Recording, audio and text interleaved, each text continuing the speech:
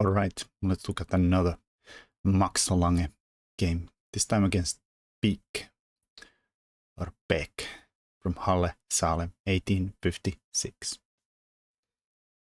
Alright, so white goes with e4, and Lange goes with e5. Like, was very traditional back in the day. Most of the games went this way. Knight f3, d6, the Philidor defense. And white continues with the most principled way, d4, just striking in the center of instantly, opening up the bishop. And here, normal way to continue would have been to play e takes, knight f6, much more solid way to play it. Normal way to play the Philidor. But instead of that, Lange goes with the very cheeky but quite offbeat f5, the Philidor Countergambit. f5, of course, weakens your king from this diagonal, and this diagonal f7 becomes quite a problem. Well, white took e5, and here you definitely don't want to take and allow some kind of takes. Losing a pawn, and there's a knight with a big threats already on f7.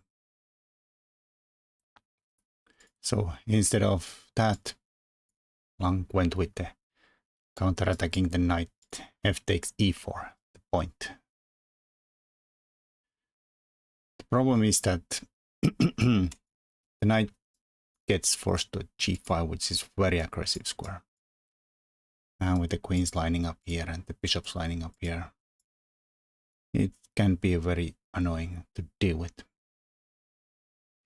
Trying to kick it off with the bishop e7 here would lead to some kind of a temporary sacrifice. Bishop c4. We can take the knight. Well, it's not really a temporary sacrifice because you can get it instantly back with the check and takes. And now if the queen takes, knight, bishop takes, let's say d takes e, knight c3, you get your pawn back. You have double isolated pawn, so this is going to be a weakness after this drops. The bishops are making it very hard to castle, and the rook's coming here, and it just does not look a lot of fun for black to play. Well, white's a lot ahead in the development already, and you have a lot of weaknesses to deal with. So instead of that, Lange just tried to defends the e4 and covers this diagonal here with d5. White played e6, threatening forks on f7 now. And Lange continued knight h6, covering those. Of course, the knight's not always the best on the flank. Here, white should have gone with knight c3, just hitting the pawns, developing. Here, for instance, if you try to kick the knight now, bishop e7 leads to now checking there, and you realize that the bishop left here have no g6 blocks anymore, instantly losing. And if you try to just defend the pawn, then already white might have better ways, but he can also already sacrifice on e4. And now if black takes back, then again the queen h5 that keeps repeating all the lines, enabled by the f5. Here you can cover it. Your knight is still protected, the bishop. But still the queen e5, hitting the rook sidestepped the attack. But still, now everything is coming out with tempos all the time. Hitting the queen. Here you cannot cover it because you dropped the knight. And if you counterattack for the white queen instance, here white can do the same again. E7, hitting the queen with the pawn. And now black can try, for instance, queen d4, but that's gonna end up in a takes. Castles, everybody's lining up on d8. If black tries to cover it, white can go there anyways. Of course, takes is the promotion with the check, so running is the only option, but then bishop c4 is just going to be a lights out. You can cover it, but takes, and you can't even capture back because of the promotions. That is devastating.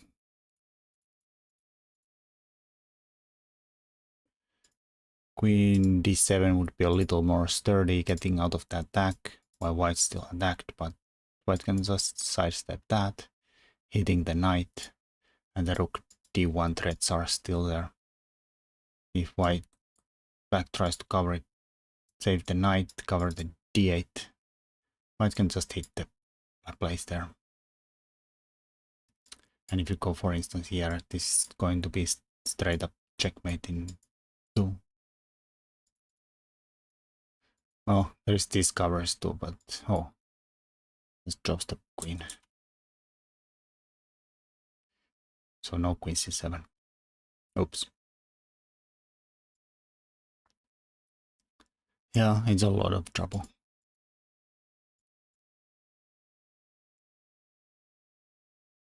Here, instead of capturing knight f5, would be much more sturdy.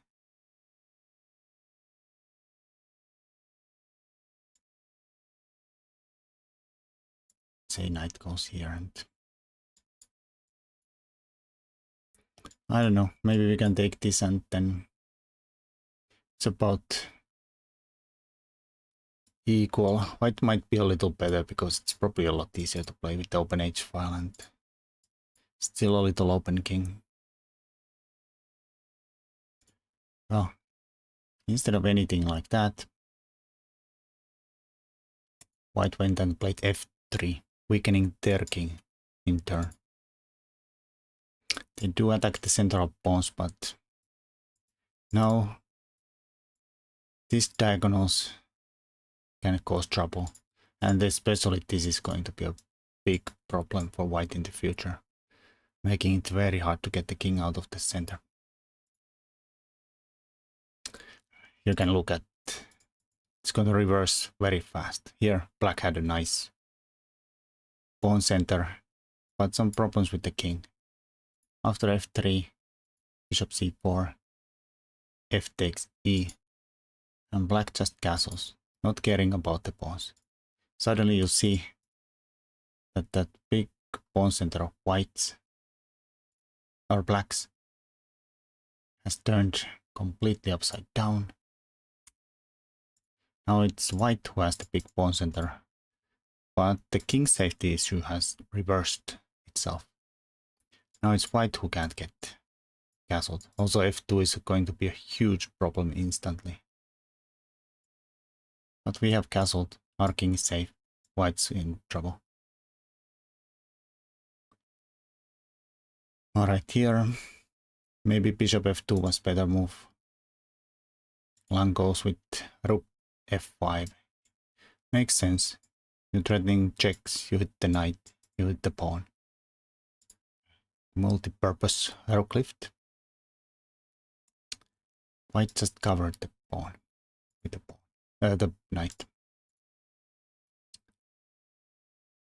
Here, if Lange takes the knight,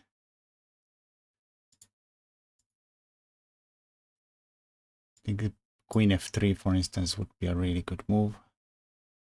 And now I think black's best bet is already trying to trade the queens. White's also threatening some knight e4s, hitting the queen and the bishop. But just some kind of trades, allowing the castles. But still white's much better because the pawns really make it hard for the queen side to get out. This is not gonna help because we can probably take, and it's hard to get out. But maybe even better was not to take, just developing. White does have a pawn and the big central pawns for the piece, the 2 pieces for the rook. It's a big imbalance.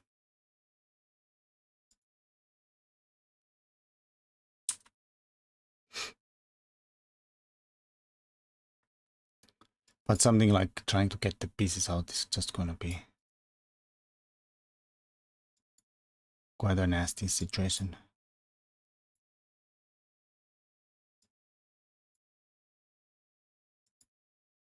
Like there's pawns are still there and the pieces are quite a bit miscoordinated. But there's some threats though. Maybe we could sneak this someday somewhere. But the knight is just very hard to kick from the e4.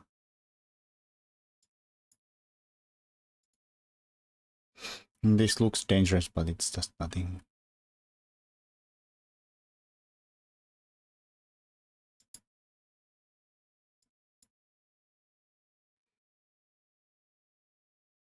Computer thinks white's just completely winning. Well, instead of taking here, black just checked. And white covered it with the knight. Dropping the pawn though.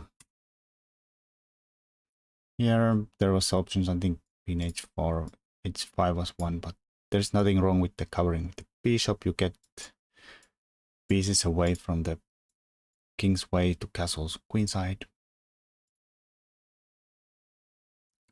Here Lange took the e6, suddenly the entire center has died. Here if you take back, you can check here. You can still save this knight, but the other one dies with check here. It's a big mess.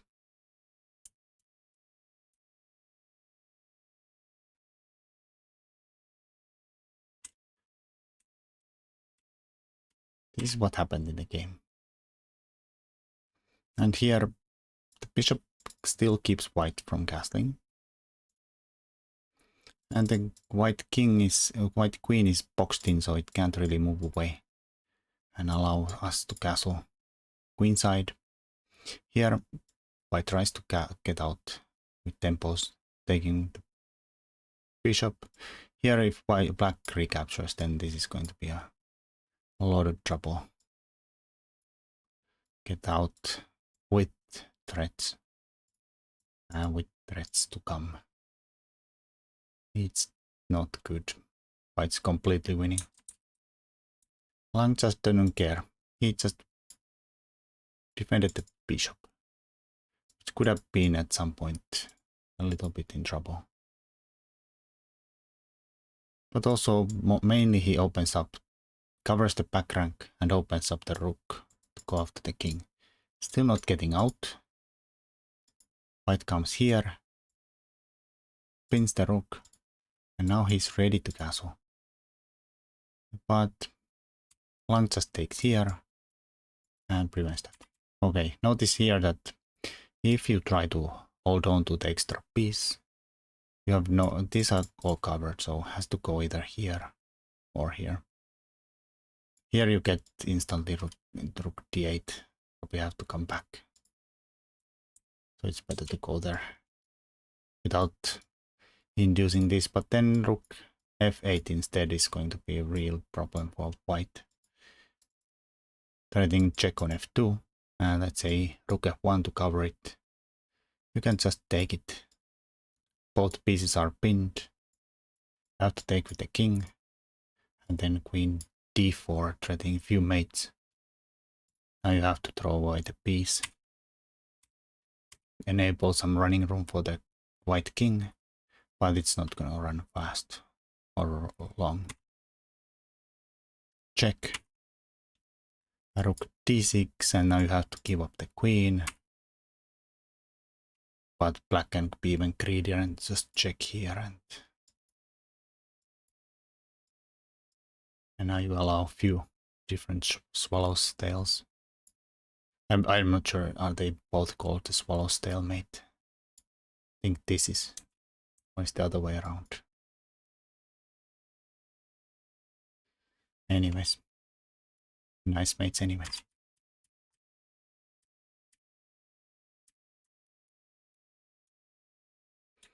So white can't really hold on to the piece. He tried to get out of the trouble with pins.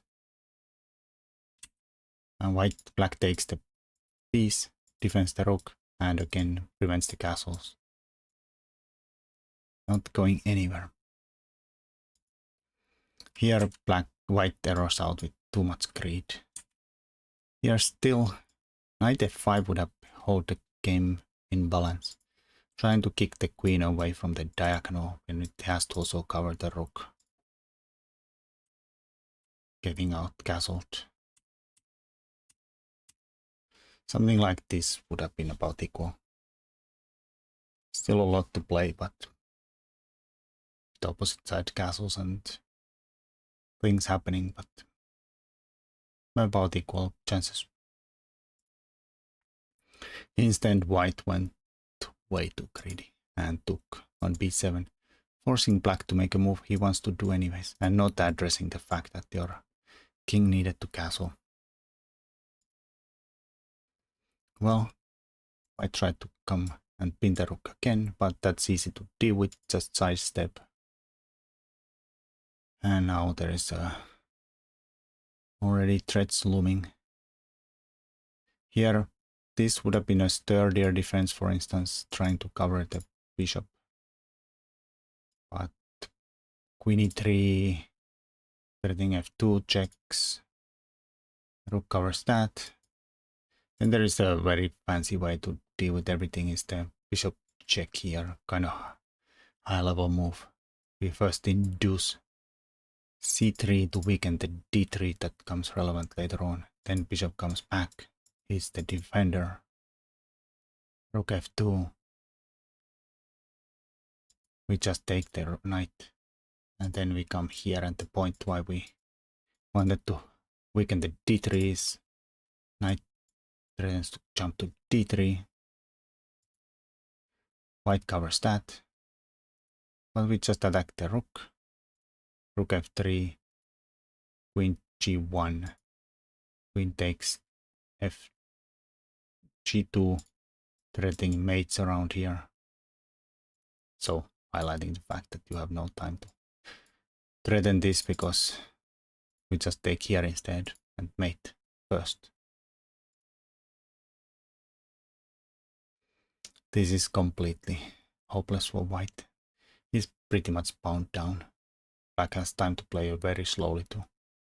So nothing moves.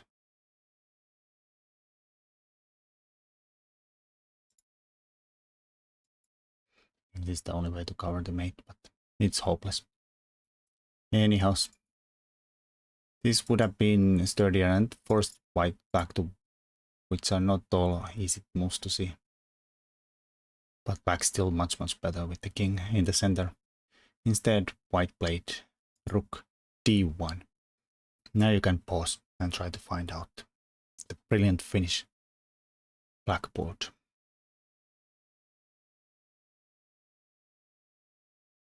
Alright, I'm gonna show it now. It's the double exchange sacrifice. Rook takes e2. Rook takes e2. This is how the game finished. Okay, instead of king takes, white could have delayed a little bit longer with the king f1, but still queen f4 check, queen here, rook f2. Now if you hide here, this is a nice discovery, checkmate. And if you go here, we can for instance go for checkmates here, and now you throw the queen away somewhere and we checkmate you. So that was a very nice double exchange sack. Bang, bang, bang, bang. Forced mate. Nice game. Until next time.